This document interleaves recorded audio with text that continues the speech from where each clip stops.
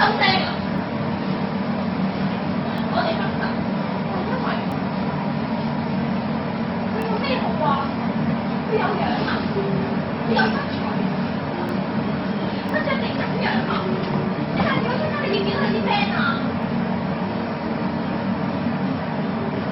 你答我啊！你唔答我啊！我有咩嘢比唔上佢啊？嚇！你而家為咗佢而飛我，你唔知我點解會改咯？我改晒啦！你唔知我食煙我咪唔食咯？你唔知我着衫咪唔着咯？你唔知我同啲男仔聯絡嘛？我咪 delete 晒佢哋啲電話咯！我一個男仔 friend 都冇啊！你開心啦，你滿意啦？你而家為咗佢，你同我分手啊？你有病冇病啊？喂，小姐，而家有病嗰好似係你喎！你無啦啦走嚟鬧人做乜嘢啊？關你咩事啊？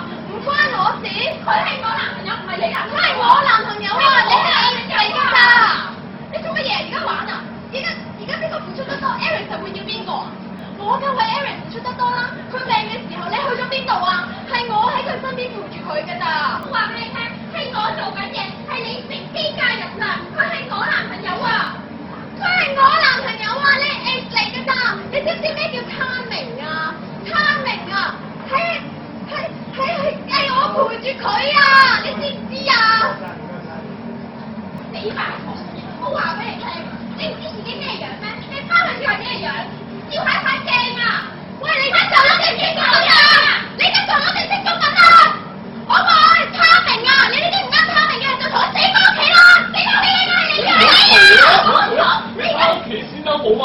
你而家叫我翻屋企？你為咗佢，你叫我翻屋企？好啊！我放長雙眼啊！我放長雙眼啊！睇你好得幾耐啊！死八婆！喂！